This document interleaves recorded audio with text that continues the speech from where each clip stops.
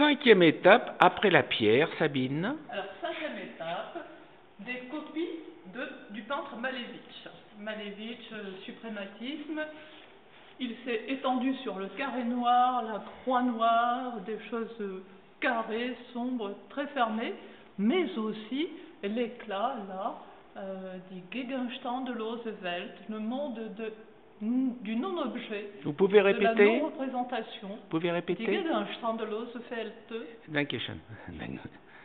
Voici l'extase, la vie de la couleur. Magnifique. Et Gegenstein, là? Un deuxième plan, copié sur Malevich, avec un clin d'œil dans le croisement des arts anciens et du temps contemporain, où on le range. Là, près d'elle, une frise de frigidaire, au lieu de logo, d'icône d'ordinateur, pour changer. Voilà, une frise de frigidaire en dessous du travail de Malevich. J'ai du mal avec les degrés quelquefois.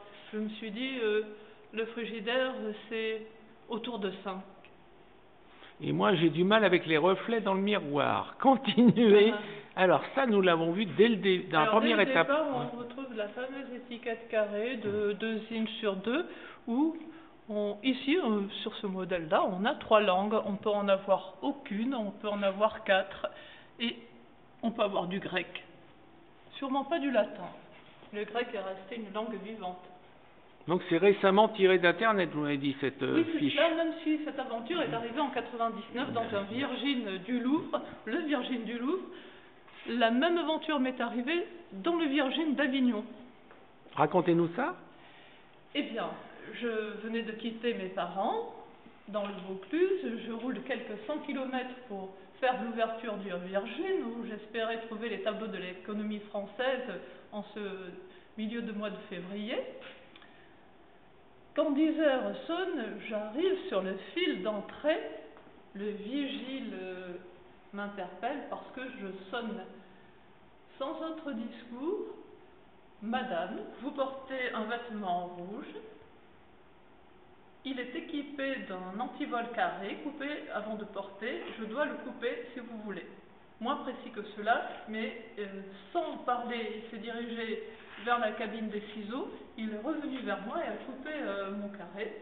Et ça m'a permis de déambuler dans la galerie, toute la galerie, sans faire sonner les autres boutiques. Voilà. D'accord. Et là, nous finissons par votre favorite, alors?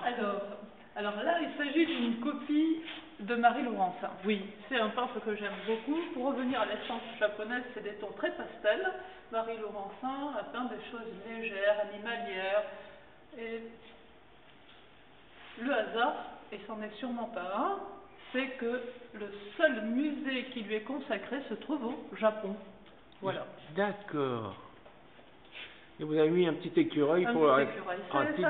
Sa vie, c'est des choses légères, c'est la nature, c'est pas pesé, c'est blanc, c'est léger comme la neige, ou les fleurs. C'est ce qu'elle peignait?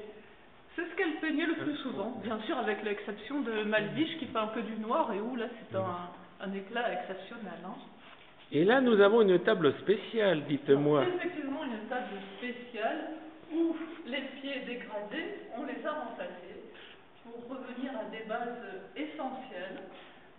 Il faut connaître les 3 couleurs primaires, le rouge, le bleu et le jaune, et les couleurs complémentaires. Il s'agit ici du vert qui est la complémentaire du rouge, puisque le rouge ne rentre pas dans sa composition, le vert étant la fusion du jaune et du bleu. Voilà. Et sur cette belle table, vous avez mis le livre d'or. Le livre d'or, car on a compté quelques 80 visiteurs pour cette exposition sur 3 jours, une période de fête ou presque, de vacances en tout cas, et cela m'honore. Je vois que les ficelles servaient à tenir les stylos à billes, et ils sont toujours là, les stylos à billes. Oui, et là, je fais un on n'a pas coupé avant de l'empocher. Et là, nous avons la... Alors, il s'agit de l'écriture d'un maire sur le secteur. Oui. Et avec le détail suivant, Monsieur le maire est l'arrière-petit-fils de Claude Monet, notre grand peintre français, tellement exposé au musée d'Orsay. Voilà. Ben écoutez Sabine, je vous remercie pour cette visite intéressante, plus qu'intéressante, passionnante, et nous vous disons à la prochaine fois. À vous les studios.